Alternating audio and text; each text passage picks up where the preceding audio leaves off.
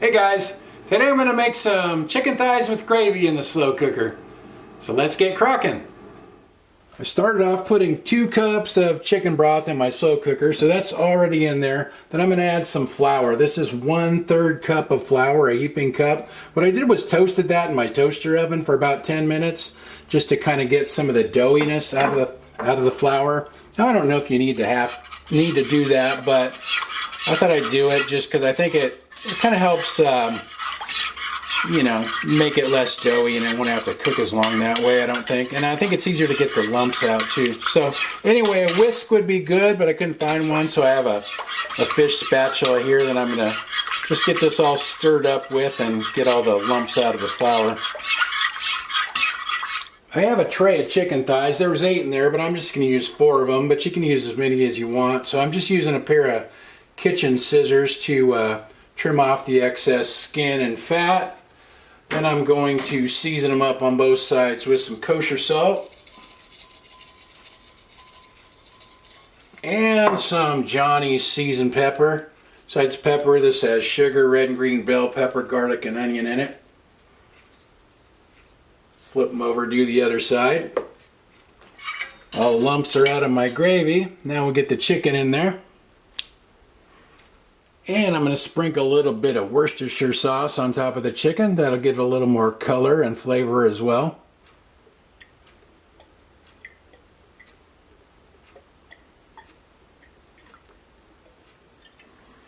And we'll get the lid on.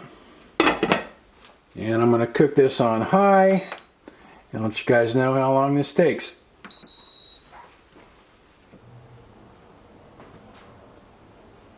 I let this cook for 2 hours on high, and then I turned the pot to warm, and it's been in the pot for another hour on warm, so 3 hours total. 2 hours on high and 1 hour on warm. So there is how it looks.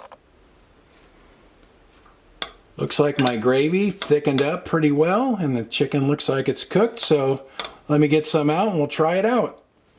The gravy turned out real good. I made mashed potatoes to put it on the other night when I made this, but tonight I had just put it on rice. I had some leftover rice in the refrigerator, so I just put it on the rice. I'll just go with that. Whoa!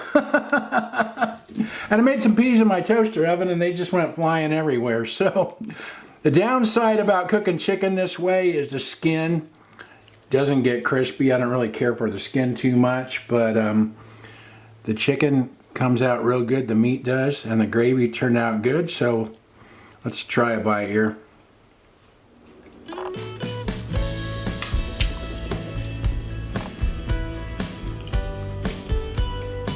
That came out real good. The chicken and gravy is really good. And actually, you probably could put potatoes and vegetables right in the pot and cook them in there with it if you wanted to. It'd probably take a little longer to cook though.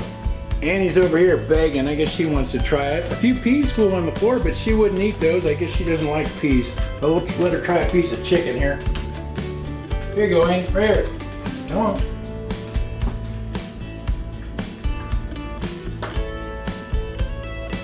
Looks like she inhaled that. This gravy came out real good. I think it's the best gravy I've made in the crock pot. Well, that worked out good. I'll write everything in the description like usual. Thanks for watching. See you guys next time.